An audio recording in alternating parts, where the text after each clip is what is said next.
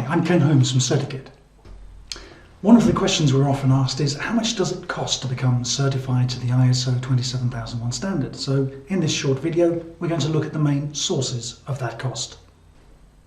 Well, if you're going to become certified to 27001, then the first thing you're going to need is a registered certification body.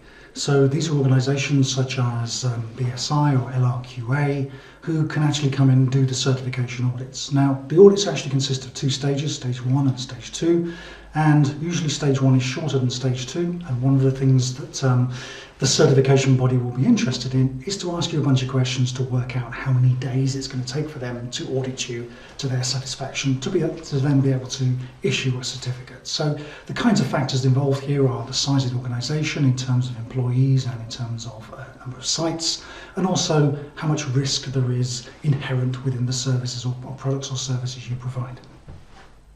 Once you've given them the answers to that question, they will use a standard formula to work out how many days are involved, and therefore they'll multiply that out by their daily rate. Daily rates can vary significantly amongst the auditing bodies, but be careful of a daily rate that is seemingly too low, and we normally recommend that you go with a UCAS accredited certification body.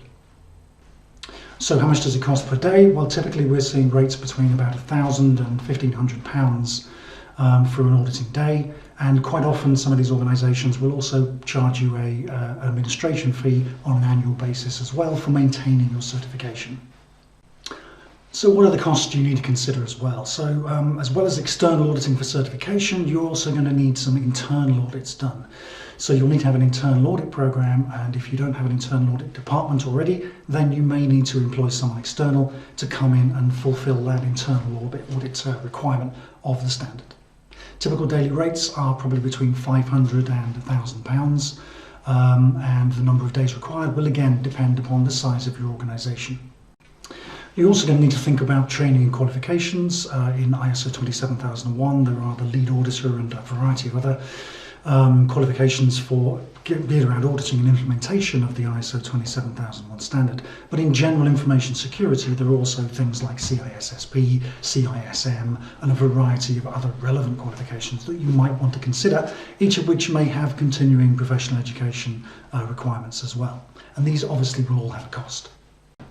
Of course, you might also want some help with your implementation, so you might want to employ an external consultant of some description to come in and work with you in various areas of the standards, such as risk assessment, scope, management reviews, etc. So this will have a cost. Rough daily rates are probably between £500 and £1,000, again, similar to internal auditing.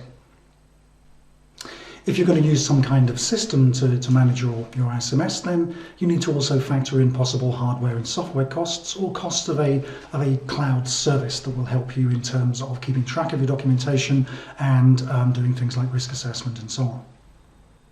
Also, don't forget the costs of things like the standard itself and any other accompanying standards like ISO 27002 or 27005 that you might find useful in your work. And then we come to the internal costs. So obviously this is going to have definite internal resource requirements within your organisation in order to get everything in place, and no matter if you use external consultancy, you're still going to have to put a lot of time into this, and you may need to potentially backfill some people that are working on your implementation project. So that's an important cost as well. So we talked a lot about cost, and at the end of the day, is it all worth it? Well, obviously my opinion is yes, and I think a lot of the organisations we work with think it is worthwhile as well. But don't forget these costs, understand them up front, and you won't go too far wrong. That's it from me. Thanks for watching.